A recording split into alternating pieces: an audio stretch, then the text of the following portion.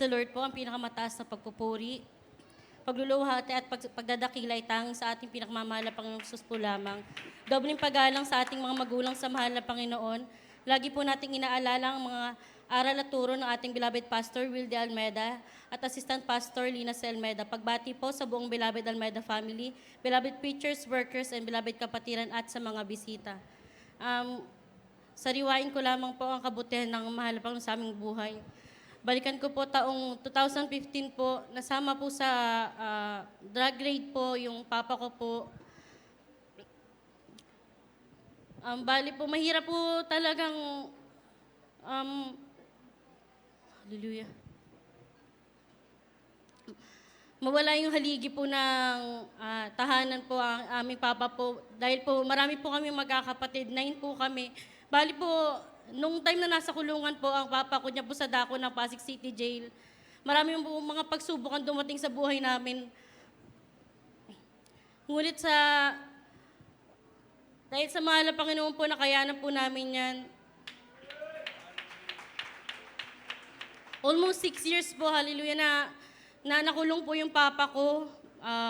Bali po, palagi ko pong pinapa-request ng pray over po kasi po may mga kapatiran po na humahayo, mga manggagawa po sa dako ng Pasig City Jail.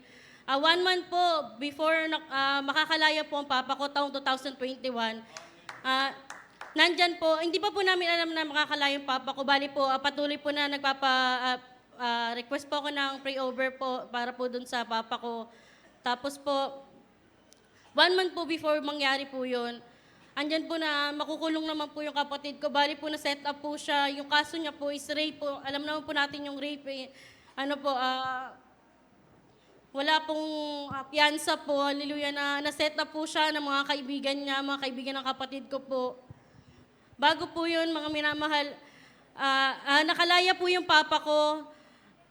Dahil po sa panalangin po, mga minamahal, sabi niya po nung nakalaya siya, nagulat daw po siya, may mga lumapit sa kanya, kala niya daw po abogado siya, tapos pinatong daw po yung mga kamay ng mga beloved manggagawa po sa ulo niya, tapos po pinag-pray po siya. After 1 month po, nakalaya po ang beloved papa ko. Hallelujah, bali po. Napawalang sala po siya sa kanyang kaso. Tapos po nakulong naman po yung beloved kapatid ko, mga minamahal, almost 2 years po. Hallelujah. Para po kaming napili kasi po nasa kulungan pa ang papa ko. Nakulong naman po yung kapatid ko. Bali po talagang lugmok na lugmok kami.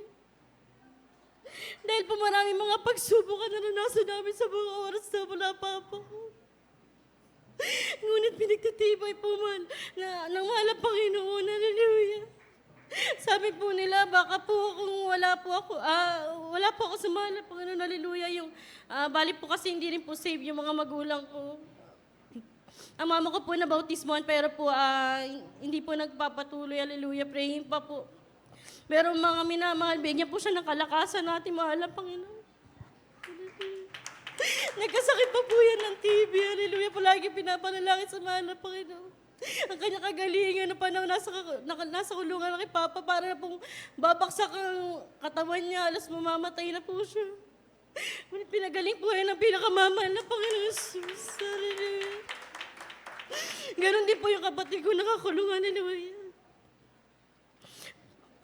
Palagi ko pinanalangin sa mahal na Panginoon, iniiyak ko po yan, hallelujah. Isang araw, mga minamahal, tumawag siya sa amin, hallelujah. Makakalaya na daw po siya. Maraming salamat sa pinakamalapang na sa kalakasan, mga minamahal. Bagat maraming pagsubok sa aming buhay, hallelujah. Nandiyan ang pagpapala ng mahal na Panginoon, hallelujah. Pinagpapasalamat ko po, mga minamahal, sa mahal Panginoon. Maging maliit, mga pagpapala man, hanggang sa malaking pagpapala, mga minamahal. Nasave po ako sa pamamagitan po ng guro namin dyan sa dako ng Pasig po, kami elementary. Ako po ay grade 4, yung ate ko po ay grade 6. Mga minabalagang nagtungo na po rin ako sa grade 6 po. Nakagraduate ng ate ko, ako naman po grade 6, hallelujah. Pinagpala po kayo mga minamahal dahil po doon sa loob ng classroom namin, Pinapayagan po kayo makapagpuri bago mag-umpisa po yung klase namin, mga minamahal. Pinagpala po kami dahil yung presensya po ng mahal na Panginoon ay na kumikilos po sa kalagitnaan na yung mga minamahal. Hallelujah.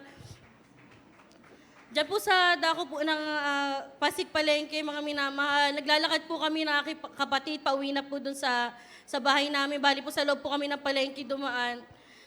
Nagkukwentuhan kami, bigla po ako napalingon sa likuran ng kapatid ko kasi magkatabi po kami.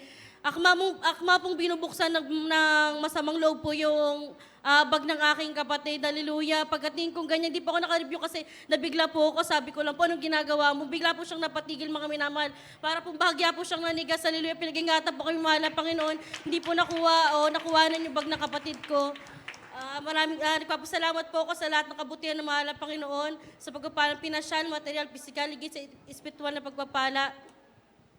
Kaya lahat po ng kapurihan, pagpapasalamat, pagdadakila ay tanging sa ating pinakamamahal na Panginoon Jesus po lamang.